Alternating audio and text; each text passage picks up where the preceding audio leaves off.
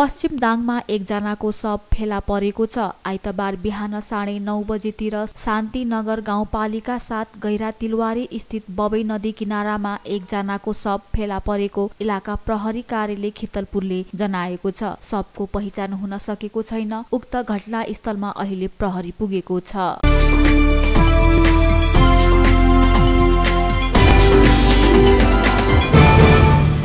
गत मङ्सिर 1 गतेदेखि बन्द भएको सवारी चालक अनुमति पत्रको अनलाइन आजदेखि खुल्ने भएको छ। यातायात व्यवस्था विभागले सूचना जारी गर्दै निर्वाचन कारण बन्द भएको आवेदन प्रणाली आजदेखि पूर्ण सुचारू हुने जानकारी दिएको हो। प्रतिनिधि सभा तथा प्रदेश सभा सदस्य निर्वाचन कर्मचारी खटिनु पर्ने भन्दै विभागले मङ्सिर 1 बाट अनलाइन आवेदन बन्द गरेको थियो।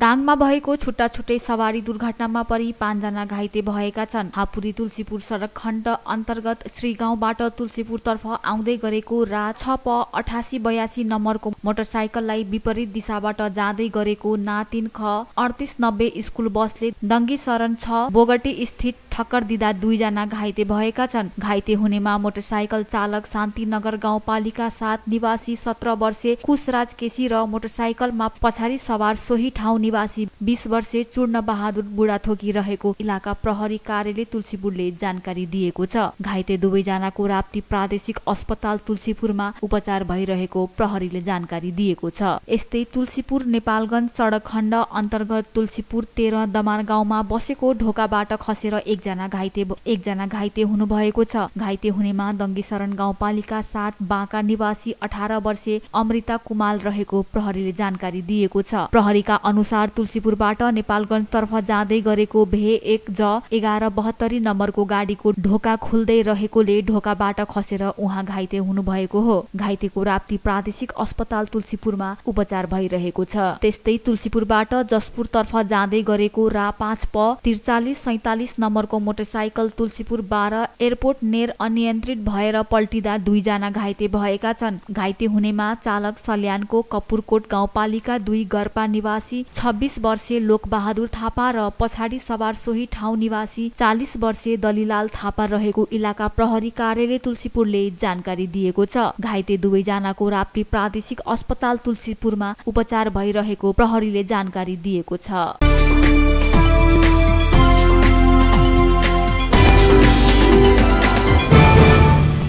बाँकेको कुसुममा मोटरसाइकल एक आपसमा ठोकिँदा सल्यानका एक युवकको मृत्यु भएको छ। पूर्व पश्चिम राजमार्ग अन्तर्गत राप्ती सोनारी गाउँपालिका 1 चप्परगैंडीको उकालोमा विपरीत दिशाबाट आइरहेका मोटरसाइकल एक आपसमा ठोकिँदा सल्यान शारदा नगरपालिका 2 बस्ने 27 वर्षका सुशील सिंह थापाको घटनास्थलमै मृत्यु भएको प्रहरीले जनाएको छ। यस्तै मोटरसाइकलमा सवार सोही ठाउँ निवासी 20 वर्षीय रिया श्रेष्ठ र अर्को मोटरसाइकल चालक ठाकुर बाबा नगरपालिका 3 बर्दिया बस्ने 25 वर्षका कृष्ण प्रसाद पौडेल घाइते भएका छन्। मृतक थापाले चलाएको रा 7 प 5554 र घाइते पौडेलले चलाएको ग 21 प 3248 नम्बरको मोटरसाइकल आज बिहान 1 बजेतिर एक आपसमा ठोकिएका थिए। घाइते दुवैजनाको मेडिकल कलेज कोहलपुरमा उपचार भइरहेको प्रहरीले जनाएको छ।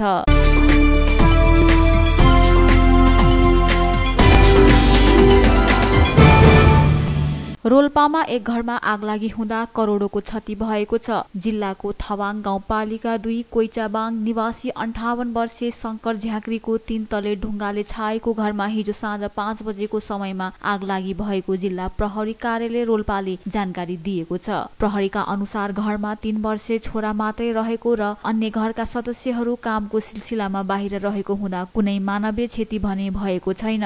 आगलागीबाट घरमा रहेको लत्ता कपडा अन्नपात गहना लगायत सम्पूर्ण सामानहरू जलेर नष्ट हुँदा करिब 1 करोड 48 लाख बराबरको क्षति भएको प्रहरीले जनाएको छ। अहिलेसम्म आगलागीको कारण नखुलेको र घटनाको विषयमा थप अनुसन्धान भइरहेको प्रहरीले जानकारी दिएको छ।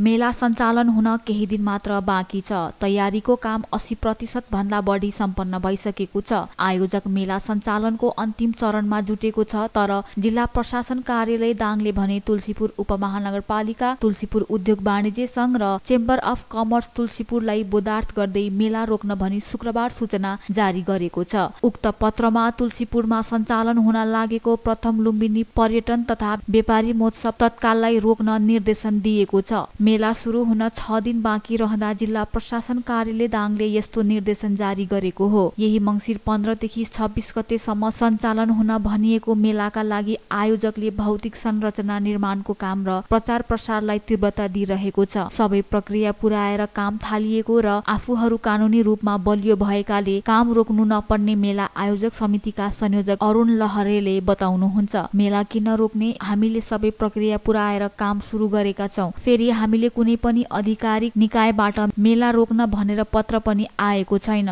व्यवसायीसँग आन्तरिक रूपमा केही छलफल होला तर मेला रोकिँदैन, उहाँले बताउनुभयो। चौतर्फी विरोध भएपछि सहमति नहुँदासम्मलाई मेला रोक्न निर्देशन दिएको प्रमुख जिल्ला अधिकारी हिरालाल रेग्मीले बताउनुहुन्छ। उहाँ भन्नुहुन्छ, तुलसीपुर उद्योग वाणिज्य संघ र चेम्बर अफ कमर्स तुलसीपुर लगायतका व्यापारी संस्थाको विरोधमा भएपछि तुलसीपुर उपमहानगरपालिकाले मेला रोक्नका लागि पत्रचार गर्यो। त्यसका आधारमा तत्काललाई रोक्न भनेका छौं। जिल्ला प्रशासन कार्यालय दाङतर्फ जारी भएको मंसिर 9 गतेको पत्र संख्या 2079 र 80 तथा चलानी नम्बर 2646 को पत्र अनुसार प्रजित रेग्मीले मेला रोक्न निर्देशन दिनु भएको हो। व्यापारीहरू मार्गमा पर्ने भएकोले मेला कुनै पनि हालतमा लगाउन नदिने भन्दै तुलसीपुर उद्योग वाणिज्य संघ मेला सञ्चालनका लागि भौतिक संरचनाहरू निर्माण हुँदादेखि नै विरोधमा उत्रिएको छ। सुरुवाती चरणमा मौन रहेको व्यापारीहरूको अर्को छाता संगठन तुलसीपुर चेम्बर अफ कमर्स भने गैर व्यापारीले व्यापारी महोत्सव लगाउन नपाइने भन्दै अहिले विरोधमा उत्रिएको छ। चेम्बर अफ कमर्स तुलसीपुरका अध्यक्ष टोप बहादुर घरती भन्नुहुन्छ,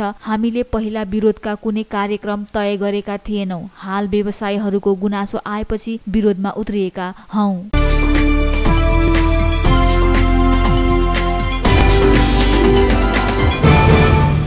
लमही नगरपालिकामा कार्यरत कर्मचारीहरू आन्दोलित भएका छन्। प्रमुख प्रशासकीय अधिकृत डाङ्गी रहेसम्म कामकाज गर्न असमर्थ रहेको जानकारी सहित नगर प्रमुख, उपप्रमुख र प्रमुख जिल्ला अधिकारीलाई समेत ज्ञापन पत्र बुझाइएको कर्मचारी शिवराज न्युपानेले जानकारी दिनुभयो। प्रमुख प्रशासकीय अधिकृत डाङ्गीले गरेको ज्यादतीहरूलाई 10 बुन्देमा समेटेर ज्ञापन पत्र तयार पारिएको छ। प्रमुख प्रशासकीय अधिकृत गहेन्द्र बहादुर डाङ्गीले पटक पटक लमही नगर प्रमुखबाट आफू अनुकूल निर्णय गराउन लगाई कर्मचारीलाई दरबन्दी नभएको ठाउँमा सरुवा गर्ने, लोकसेवा आयोगबाट नियुक्त लिँदा तोकिएको सेवा समूह भन्दा फरक स्थानमा कामकाज गर्न खटाउने, कर्मचारीमाथि ज्यादती गर्दै आएका घटनाहरू छन्। विज्ञप्तिमा भनिएको छ, हामी सम्पूर्ण कर्मचारीहरूको नगर प्रमुख समक्ष एक सूत्रीय माग प्रमुख प्रशासकीय अधिकृत गहेन्द्र बहादुर डाङ्गी यस कार्यालयमा रहेसम्म लमही नगरपालिकाको कार्यालय र मातहको कार्यालयमा नियमित रूपमा कर्मचारी कामकाज गर्न असमर्थ हुने, आइतबारदेखि आन्दोलनका थप कार्यक्रमहरू सार्वजनिक गर्न बाध्य हुनेछौं। ज्ञापन पत्रमा कर्मचारीहरूलाई अनावश्यक रूपमा नीति, नियम, विधि, पद्धति भन्दा बाहिर गएर आफू खुसी एकतर्फी रूपमा दरबन्दी बिना मातहको कार्यालयमा खटाइएको कर्मचारीहरूलाई कानूनी प्रतिक्रिया बिना यी हाजिरबाट नाम हटाई हाजिर हुनबाट वञ्चित गरेको, लमही नगरपालिका अन्तर्गतका कार्यालयका कर्मचारीहरूलाई कार्य सम्पादन मूल्याङ्कनको डर त्रास देखाई अनावश्यक दबाव सिर्जना गरेको आरोप लगाइएको छ। लमही नगरपालिकाको कर्मचारी प्रशासनमा लुट प्रणाली स्थापित गर्न खोजिएको, एउटै कर्मचारीलाई पटक पटक सरुवा गरी मानसिक तनाव दिएको, महिनौसम्म कर्मचारीलाई पदीय जिम्मेवारी नदिई सजाय दिएको, जुन निजामती सेवा ऐन नियम विपरीत रहेको विज्ञप्तिमा उल्लेख छ। ज्ञापन पत्रको बोधार्थको रूपमा संघीय मामिला तथा सामान्य प्रशासन मन्त्रालय सिंहदरबार काठमाडौँ, जिल्ला प्रशासन कार्यालय दाङ, कार्यपालिका सदस्य लमही नगरपालिकामा बुझाइएको छ।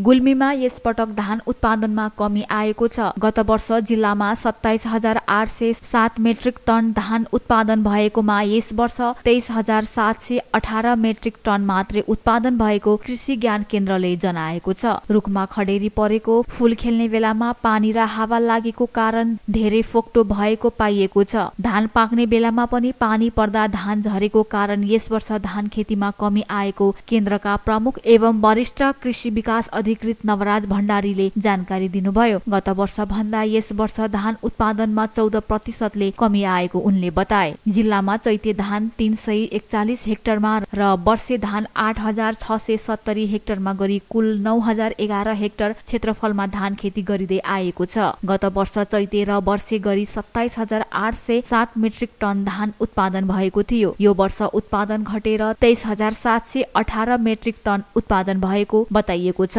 मसिना बास्नादार चामलको उपयोगमा वृद्धि तथा आयातित चामलको गुणस्तरीय एवं मूल्यमा स्वदेशी र स्थानीय धानले प्रतिस्पर्धा गर्न नसक्दा धानको आयात बढिरहेको छ। गुल्मीमा गत वर्ष 5 करोड बराबरको चामल आयात भएको थियो।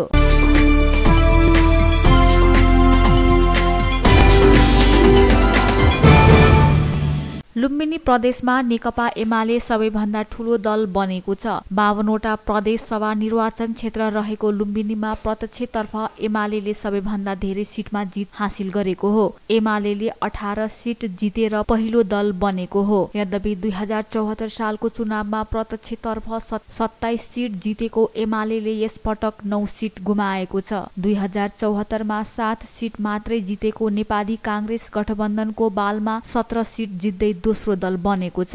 नेकपा माओवादी केन्द्रले 5 सिट जितेर तेस्रो बनेको छ। माओवादी केन्द्रले 2074 मा वाम तालमेल हुँदा 14 सिट जितेको थियो। जनता समाजवादी पार्टी, लोकतान्त्रिक समाजवादी पार्टी, राष्ट्रिय प्रजातन्त्र पार्टी र नागरिक उन्मुक्ति पार्टीले 2-2 सिट जितेका छन् भने सीके राउत नेतृत्वको जनमत पार्टीले 1 सिट जितेको छ। माओवादीबाट विद्रोह गरेर बागी उम्मेदवारी दिएका 3 जना स्वतन्त्र उम्मेदवारले समेत जितेका छन्। अघिल्लो प्रदेश सभामा 5 दलको सहभागिता रहेकोमा यस पटक कम्तीमा 8 दलको प्रतिनिधित्व हुनेछ। समानुपातिकमा एकीकृत समाजवादी र राष्ट्रिय जनमोर्चाले 1.5% मत कटाए भने 10 दलको प्रतिनिधित्व हुनेछ। यस पटक लुम्बिनी प्रदेश सभा नागरिक उन्मुक्ति पार्टी, जनमत र राप्रपा नयाँ दलका रूपमा थपिएका छन्। पहिलो दल बनेको नेकपा एमालेबाट लिल्लागिरी रूपन्देही 2 को 1, भोज प्रसाद श्रेष्ठ रूपन्देही 2 को 2, तुलसी प्रसाद चौधरी रूपन्देही 3 को 2, भूमिश्वर ढकाल रूपन्देही 5 को 1, चिन्तामणि पाण्डे गुल्मी 1 को 1, दिल्ली राज भूषाल गुल्मी 2 को 1, दिनेश पन्थी गुल्मी 2 को 2, राजू प्रसाद श्रेष्ठ पाल्पा 1 को 1 र खेम बहादुर सारू पाल्पा 1 को 1 बाट निर्वाचित भएका छन्। यस्तै चेतनारायण आचार्य अर्घखाँची 1 को 2, राजीव प्रसाद घिमिरे अर्घखाँची 1 को 2, विष्णुपन्थी कपिलवस्तु 1 को 1, मधुशरण प्रसाद चौधरी कपिलवस्तु 2 को 1, नवराज लामिछाने कपिलवस्तु 2 को 1, अर्जुन कुमार केसी कपिलवस्तु 3 को 1, तुलसीराम शर्मा प्युठान 1 को 1, दुर्गा प्रसाद चौधरी बाँके 1 को 2 र रत्न बहादुर खत्री बाँके 3 को 1 बाट निर्वाचित भएका छन्। दोस्रो दल बनेको नेपाली कांग्रेसबाट अब्दुल रजाक गर्दी रूपन्देही 1 को 2, बसीउद्दिन खा रूपन्देही 4 को 2, विश्व प्रेम पाठक नवलपरासी 1 को 1, देवकरण प्रसाद कलवार नवलपरासी 1 को 2, सुधाकरण पाण्डे कपिलवस्तु 2 को 2, सरोज थापा रोज राणा प्युठान 1 को 2, अनुराग खड्का दाङ 1 को 2, राजू खनाल दाङ 2 को 1, प्रचण्ड विक्रम न्युपाने दाङ 2 को 2, दिल्ली बहादुर चौधरी दाङ 3 को 1 बाट निर्वाचित भएका छन्। यस्तै बादशाह कुर्मी बाँके 3 को 2, धन बहादुर केसी रुकुम पूर्व 1 को 2, भुवनेश्वर चौधरी बर्दिया 1 को 1, जन्मजय तिमल सिन्हा बर्दिया 2 को 1, वीर बहादुर राणा पाल्पा 2 को 1, धनेन्द्र कार्की गुल्मी 1 को 2 र बैजनाथ कलवार जयसवाल नवलपरासी 2 को 2 बाट निर्वाचित भएका छन्। तेस्रो दल बनेको नेकपा माओवादी केन्द्रबाट जोख बहादुर महरा रोल्पा 1 को 1, इन्द्रजित थारू दाङ 1 को 1, कृष्ण केसी बाँके 1 को 1, तुलाराम घरती पाल्पा 2 को 2 र धन बहादुर मास्की दाङ 3 को 2 बाट निर्वाचित भएका छन्। यस्तै जनता समाजवादी पार्टीबाट